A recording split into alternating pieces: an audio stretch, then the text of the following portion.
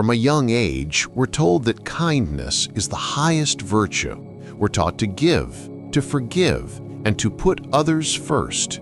Yet the Stoics warned of a truth that modern life often forgets. Kindness without wisdom becomes self-betrayal.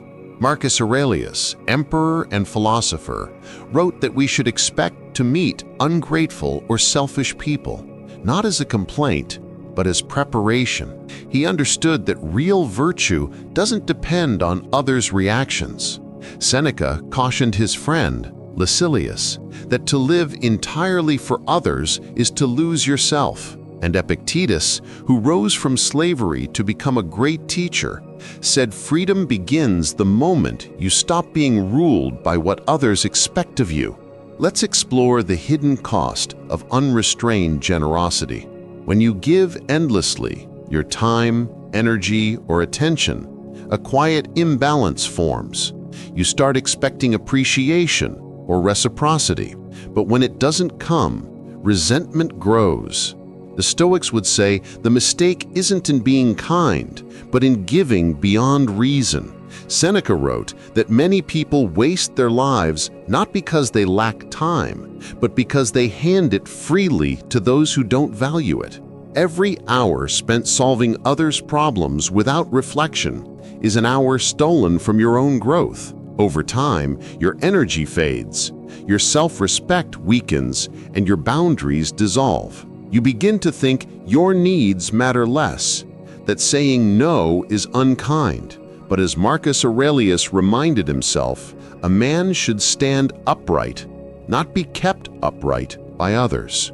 When your kindness lacks boundaries, people adapt to it. They don't necessarily intend harm. They simply grow accustomed to your yes. You become a habit, the one who always helps, always sacrifices, always endures. And eventually, no one asks how you're doing, because they've learned not to. Epictetus would call this a failure to guard your inner citadel, that sacred space within you that no one can enter unless you allow it. Protecting that space isn't selfishness, it's strength. You can't pour from an empty vessel, and you can't practice virtue from exhaustion. The Stoics taught that virtue demands reason. Kindness must be guided by clarity, not guilt. So, how can we embody kindness the Stoic way? First, value your own time and peace as much as you value others. Justice, one of the 4 Stoic virtues, means giving everyone what they're due, including yourself. Before agreeing to help, ask, can I do this without harming my well-being? Will this act truly help the other person? Or am I simply avoiding discomfort by saying yes? Second, learn to say no, calmly, without guilt. Epictetus would say that if you cannot refuse, you're not free. You can decline requests respectfully, without apology. Those who react with anger reveal their intentions. The wise will understand. Third, guard your solitude.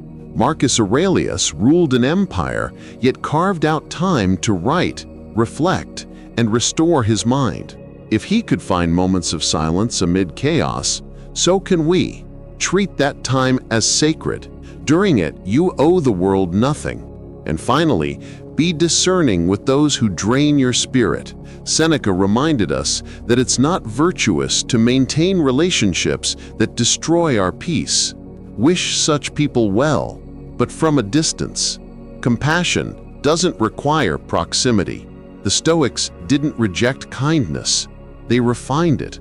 They believed that goodness must flow from wisdom, not weakness. Marcus Aurelius served his empire tirelessly, but he never abandoned his own mind.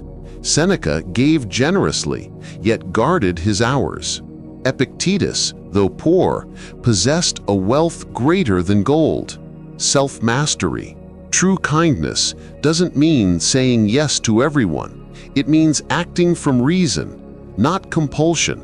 It means giving what you can, when it's right, and preserving your inner strength to continue giving tomorrow. So be kind, but be wise. Help, But don't forget yourself. The world doesn't need more people who are drained from constant giving. It needs people whose kindness endures because it's grounded in strength.